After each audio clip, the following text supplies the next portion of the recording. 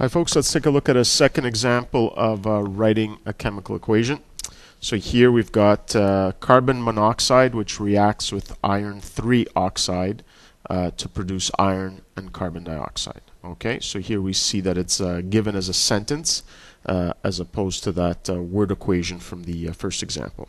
Okay, but it's the exact same thing as before. So here carbon monoxide reacts with iron 3 oxide. That means these are our reactants, and then to produce, so these are going to be our products. Okay, so first thing we do is translate these names into chemical formulas.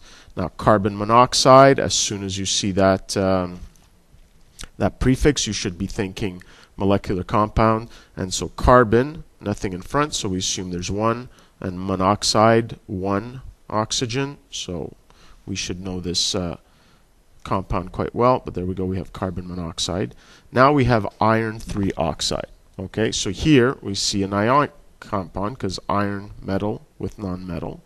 Okay, and we see that it's a multivalent metal, but because it's iron 3, we know that it has to be a charge of +3.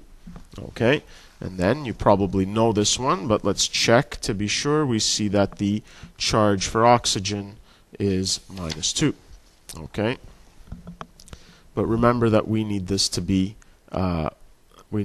neutral. So in order to get this to be neutral, well, we have to get to 6 for each. So we multiply the iron 3 by 2 to get +6, and the oxide by 3 to get -6. Okay, so that means that our formula here is going to be Fe2. We need 2 of them, and O3 since we need 3 oxygen. Okay. So now let's go to our products. So this is going to produce, so iron, just iron on its own. So here, Fe, we saw that earlier.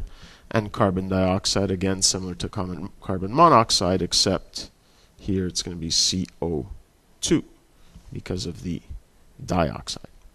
Okay, now I'm going to do something I didn't do in the previous example. We really should be doing from this point forward is using a pencil, okay, in case we have to do some erasing. Okay, so first thing, let's start with our metal here. So I see Fe. I've got 2 of them, and on the other side I've got only 1. So first thing we'll do is add the 2 in front of the iron on the right hand side. So we've got our irons which are balanced. Let me look at carbon here. So I got 1 carbon and 1 carbon, so the carbon is balanced. So the only thing I have to look for is the oxygen. So here I've got 1 and 3 is 4 oxygen on one side. Here I've got, well, 2 oxygen on the other side. Okay, so it means I need to get 4 oxygen on the left, sorry, on the right. So in order to do that, I'm going to have to put a 2 in front here. So I've got 4 oxygen now with 4 oxygen. Okay, problem is that now my carbon is no longer balanced. Okay, so now take our 2 here, 2 carbons. We're going to need 2 carbons on that side. Okay, so now our carbons are balanced, but this now has changed the oxygens because now I have 2 plus 3 is 5 oxygen on the left, and I've got still only 4 on the right.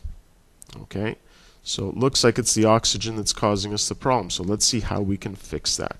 Well, let's see if we can get an even number on either side. Okay, so here I notice that if I add 1 oxygen to this side, I'll get to 6, and if I add 2 oxygen to that side, I'll get 6 also.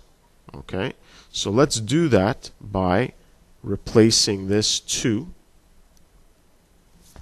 by a 3. Okay, so that gives us 3 oxygen plus 3 oxygen is 6, what we were hoping to get.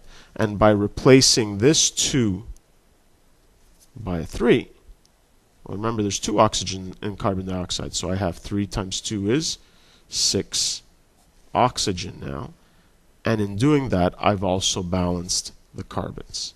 Okay, so you see how we had to go back and forth. We had to even change some coefficients that we had previously used to balance the equation. Okay, so let's just do a quick check again. 2 iron, 2 iron.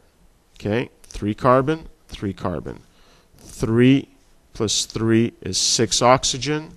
3 times 2 is 6 oxygen. Everything.